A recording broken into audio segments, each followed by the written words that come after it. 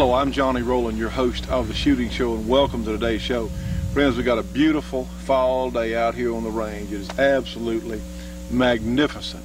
It's a great day to be out shooting, and I tell you what, you won't get to see any of the Olympic shooting on the coverage of the Olympics. And did you realize that after track and field, that shooting sports are some of the biggest sports at the Olympics? But you won't see that on television, because the major media sources do not want you to know that people from all around the world in other countries still enjoy shooting sports. They want to disarm us as quickly as is possible. I just heard a few moments ago, a lot of you are aware there was a couple of little kids from an inner city neighborhood, another case of fatherless children, of fatherless teenagers. The most dangerous animal is a fatherless teenage boy. But a couple of kids, one of them got someone was expelled from school, passed a gun through the fence to another one. He shot one of the little kids, 13, 14-year-old. The other little boy took the gun away from him and shot him. Well, now the mayor of New Orleans, you know what this clown, and I'm sorry, friends, if we could find a foreign country that would accept New Orleans, Louisiana, I'd be first in the shovel brigade to get out there and start digging it, loading it on a barge, going somewhere else. But unfortunately, that's going to be harder than we'd like. Anyway, the mayor of New Orleans is blaming this incident on the availability of guns. Now, you know what? There's nowhere in America that a 13 or 14-year-old child can go and buy a gun. They can't. Now, they can steal one. As many times they do. They're bad little kids. We used to have reform schools. That's what they did with bad little kids. But this ignorant mayor is blaming the violence on the availability of guns. Well, you know what? A few days ago here in our area, someone in a housing project, a man stabbed his girlfriend and then stabbed her two stepdaughters, killed one of them. Well, does the availability of knives, did that cause that? Now, these little kids, no one's died yet, okay? But does the availability of knives, no one came forth and said that. You see how slanted the liberal socialist anti-gun types are. And remember, the granddaddy or the mother of all school shootings, I suppose, would be the Columbine High School. Well, on our radio show this past week, we had an investigative reporter that has uncovered documented information that a hospital in Colorado was called on their special government agency only number. A lot of people didn't know that. Hospitals in some of the major areas have numbers that are private only to government agencies. And what they did, there was a call from one of these government agencies to a local Denver area hospital saying there will be casualties coming from a high school later today. There will be some sort of attack, bombing, shooting. But the people who did this made a little mistake. They made a little mistake. This call came from a government agency because that's the only people that have the numbers. These numbers are not even the same area code as the standard area. It had to come from a government agency. Guess what? Made a little mistake. They called an hour before those two young men went on their rampage. Please explain that. This is documented. There are people alive still. I don't know for how long.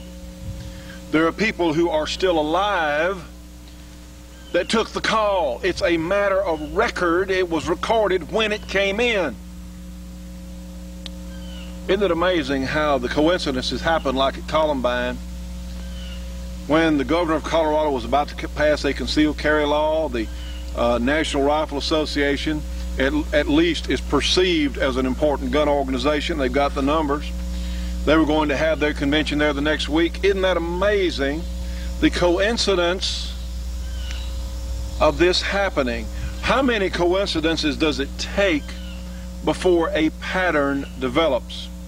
And I'm really concerned about the safety and well-being of this investigative reporter. He was on our show on the radio. He was on Don Wiedeman's program. And look, as we understand it, there are some other people getting involved with him to pursue this.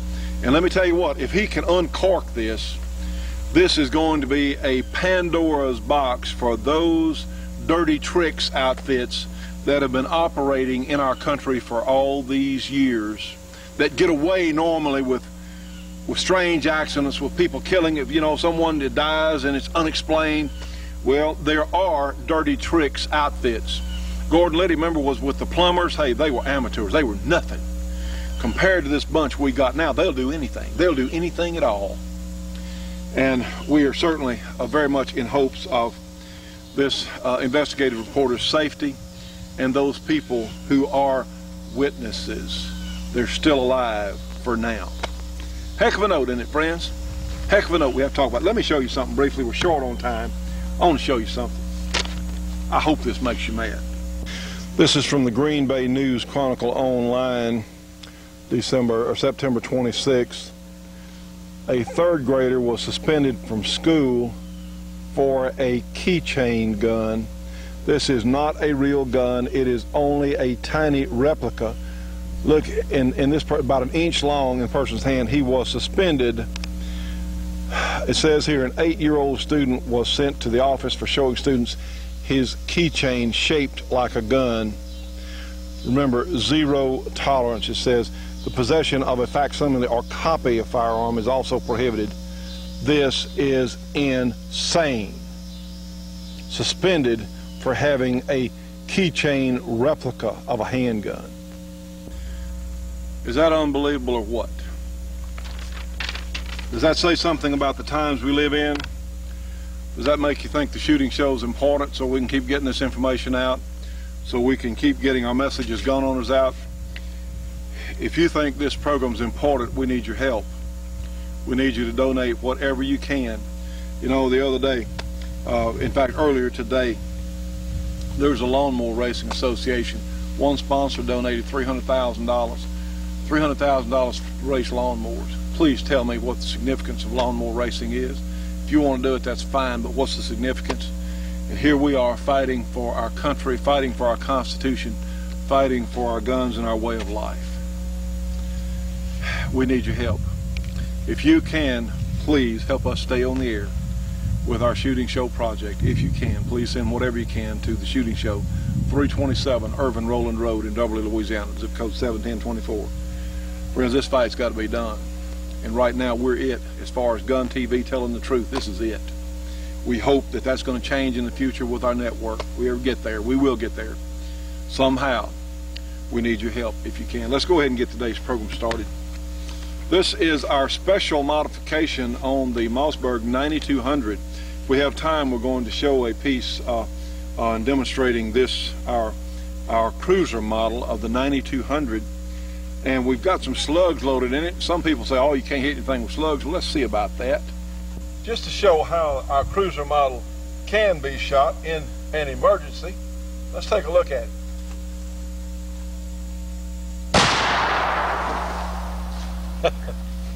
Well, we're not going to call this a handgun, but it is certainly, it can be fired with just one hand.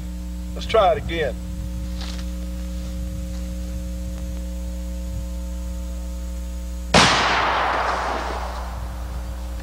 Stay tuned for more of The Shootin' Show after these important messages. The Shootin' Show will be right back after this break for your local cable company or TV station.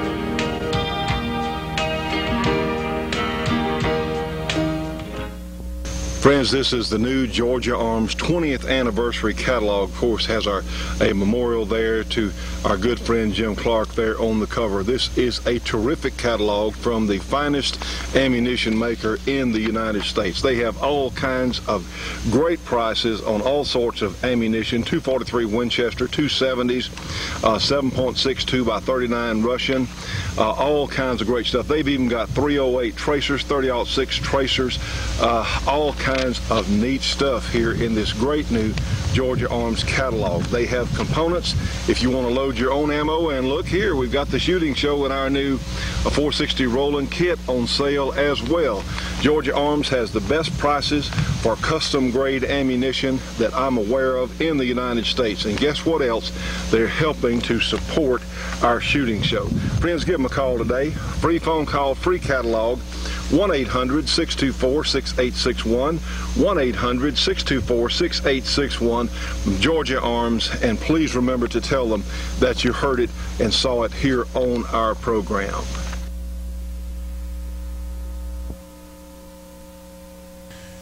Now, friends, we want to show you something. We started off, of course, with the jungle gun. We have replaced our cruiser stock with a Choke Machining Tool Company pistol grip stock, which I really like. This is certainly a prototype, and we don't know what the status is on the Model 9200 as far as production goes, but listen, there's still quite a number of these guns out there in the pipeline, and we hope that it goes back in production.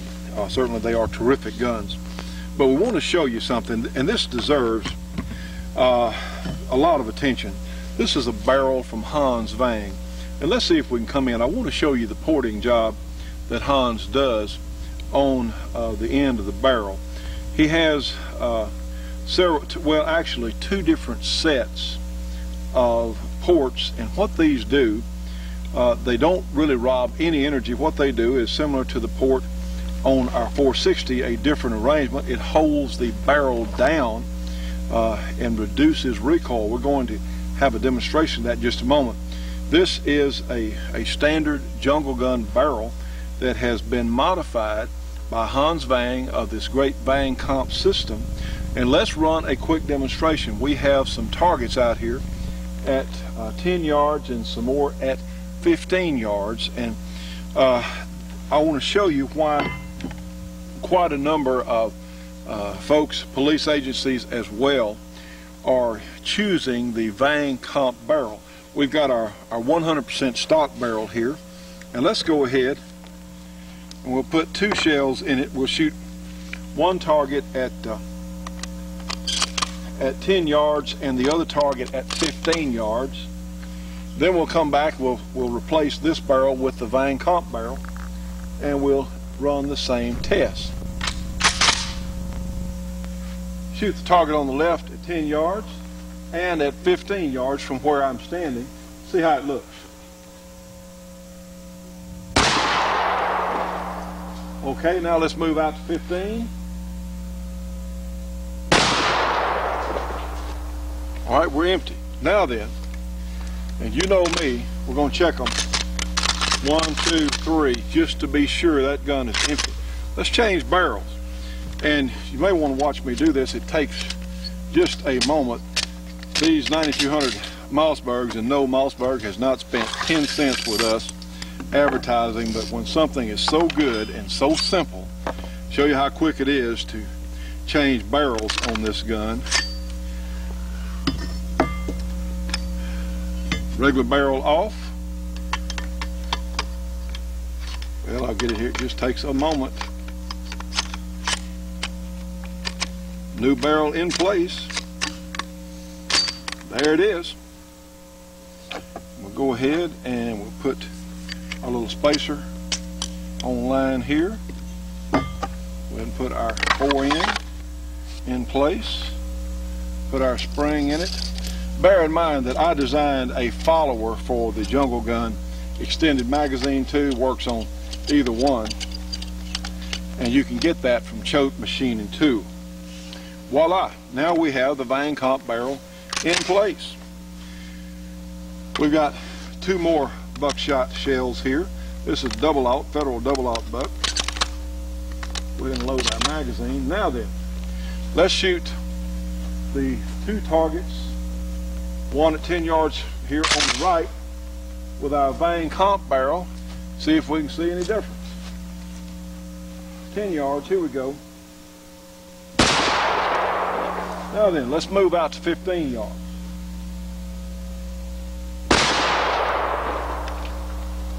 All right, let's check it. Now friends, we see pretty good performance. Actually, this is where the wad went through. We see good performance with a standard barrel at the close range at 10 yards. Standard barrel, a 4.5-inch group. Let's move over to the vane comp barrel, and essentially the same size group.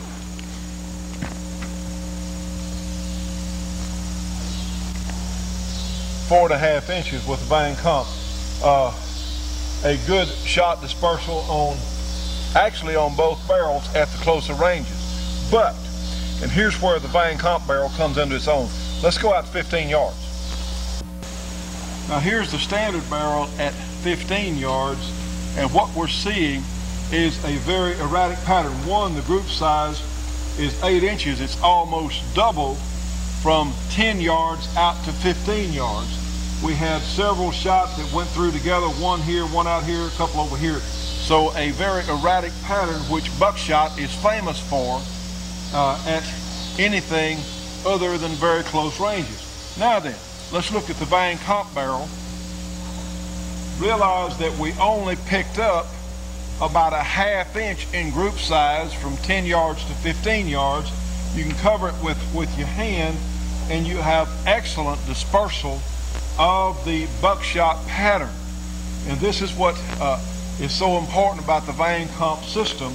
It makes your shotgun much more usable at longer ranges than we would normally think about with a particular shot charge. Stay tuned for more of the Shootin' Show after these important messages.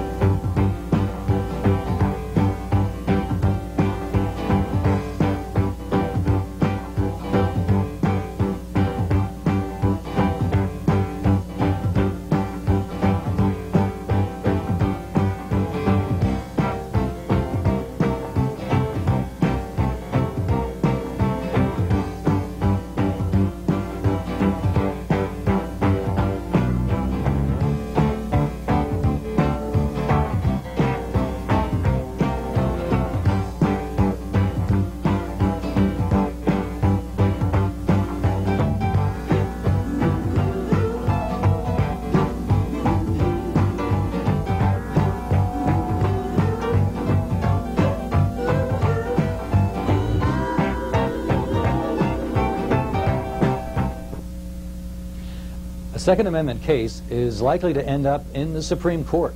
If the court, as it is now constituted, hears the case, it is likely to strike another anti-gun law. It all started when Dr. Timothy Emerson was going through a divorce. A routine restraining order was placed against him without a hearing or any opportunity for him to defend himself. But that was enough under a 1994 federal law to bar him from owning a gun for life. Dr. Emerson ended up in court, and a federal prosecutor wanted to put him in jail for the mere possession of a firearm. Federal Judge Sam Cummings ruled that the law is unconstitutional because it violates the individual right to keep and bear arms. Judge Cummings has launched a torpedo into the already sinking ship of anti-firearms rights scholarship that argues that the Second Amendment only protects a state's right to have a militia. This is the so-called collective rights view. Well, if Judge Cummings launched one torpedo, the Fifth Circuit Court of Federal Appeals launched 3 more during the oral arguments over the Emerson case that is now before the court, which sits in New Orleans. Judge Harold DeMoss of the government told the government lawyer that he was mistaken in his view that a case in the last century, the Miller case, established the collective rights view. In fact, he argued that the 9mm Beretta pistol that Dr. Emerson owned was in fact a militia firearm and specifically protected under the terms of the Miller case. DeMoss went on to ask this question, for which he is still awaiting an answer from the government. I have a 12-gauge and a 16-gauge shotgun and a 30 caliber deer rifle in my closet at home. Can you tell me how those affect interstate commerce? This question goes to the heart of all federal gun control laws. They are all based on the false assumption that the Interstate Commerce Clause justifies federal gun control. The Supreme Court has already shot that assumption down in 2 other cases. After that, it did not get any better for the government. Judge Robert Parker, originally appointed by President Carter to the federal judiciary and elevated to the Fifth Circuit by President Clinton, told this to the government: "I don't want you to lose any sleep over this, but Judge Garwood, the senior judge, and I, between us, have enough guns to start a revolution in most South American countries." From Washington, this is Larry Pratt for Gun Owners of America. For more information on Gun Owners of America, you can give them a call, 888-886-GUNS. And please remember, friends, they're helping us to stay on the air. You can call them 888-886-4867, and please tell them you saw it on our show. We've got a black marker affixed to our shotgun barrel here. Let's put it up against the paper, and let's see if we can do this. Let's go ahead and shoot it and see where the mark winds up. I see where we are here. Make a cross mark there, and let's see how far it goes up in recoil. Let's do it now. Okay, we got this much with the Van Comp. Not much recoil at all for that place. Let's change to our other barrel and check that. All right, we've changed barrels. Let's go ahead and put another round in. We'll get down a little bit lower, and we'll go ahead and we'll start right here. Again, shooting one-handed, so this is our starting point here. Let's shoot it. Let's see what it does. Now, friends, let's see what the Van Comp barrel actually, the marker on it made a track of 3 1/4 inches, and we measured from where we started here to the top of the arc, and it was actually 3 inches in upchuck here that the Van Comp barrel had. All right, the standard barrel with the black marker in the very same location, the track actually was over 8 inches long, and in height from here to here is 6 inches. So it actually, with the standard barrel, it recoiled exactly twice the level that the Van Comp barrel did. So it just goes to show what an effective system that Hans Vang has developed.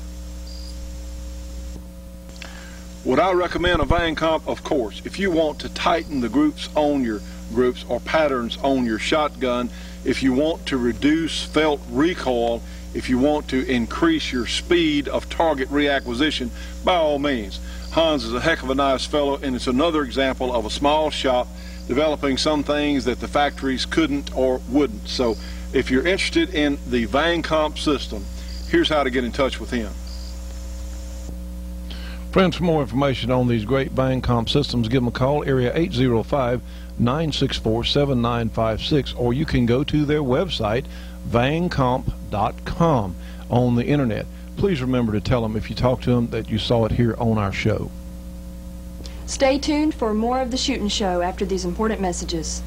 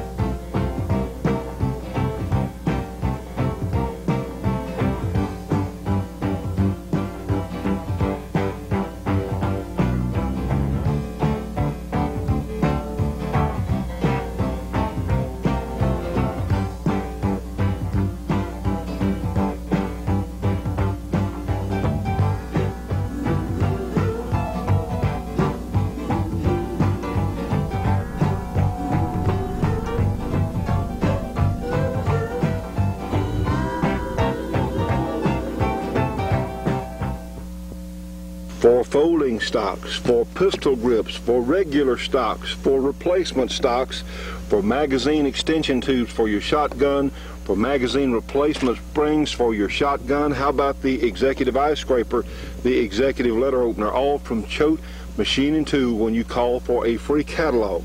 You can get the executive letter opener, a multi-purpose tool, or the executive eye scraper, a multi-purpose tool, for only your choice, only $2 when you call for a free Choate catalog. You can get both of them for $4, a $10 value. Friends, if you're a shooter or a gun owner, you need one of the Choate Machining Tool Company catalogs. Call them today, 1-800-972-6390 in Ball Knob, Arkansas. They're helping to support our project. You need one of their catalogs. Again, 1-800-972-6390. And please remember to tell them that you saw it here on our show. You know, the 44 Magnum is a great cartridge, but it has a lot of noise and a lot of recoil. Wouldn't it be nice to have the same power level in the slim and compact and lightweight 1911 style gun? Same power level, not nearly as much or recoil. You can have it with our pistol kit. Here's the 45 Auto on a water bottle target. Now let's shoot the other target with the same gun fitted with our 460 Rowland pistol kit. Or how about the power of this lever action rifle in a lightweight, handy semi-automatic carbine? The 460 Rowland MechTech carbine conversion unit for the 1911 frame is only $345 plus shipping, and the 460 Rowland pistol kit for the 1911 pistol is only $275 plus shipping. Friends, we'll remind you a broadcast copy of our shooting shows are archived at Jim's House of Videos, area 318-869-0439, or you can find them on the internet at www.jimshouseofvideos.com. And let's go to our support group. We have Custom Leatherwork in Saddlery in Denham Springs, Louisiana. They do all kinds of leather work. Their number is area 225-667-9225. And for your communications needs in the Albuquerque, New Mexico area, you can call Brooks Communications at area 505-888-2929. For firearms training in South Carolina, for Kramer holsters, also for our GRA shooting scenarios, rule books, and advice, you can call our friend Dennis Crocker at area 864-587-8722. To have your gun stock painted, you can call Camouflage Technologies. Their number is area 909-674-6488. And for heavy equipment rentals, you can call Gearlings Equipment Rentals, area 909-354-6476. We'll see you on the next show.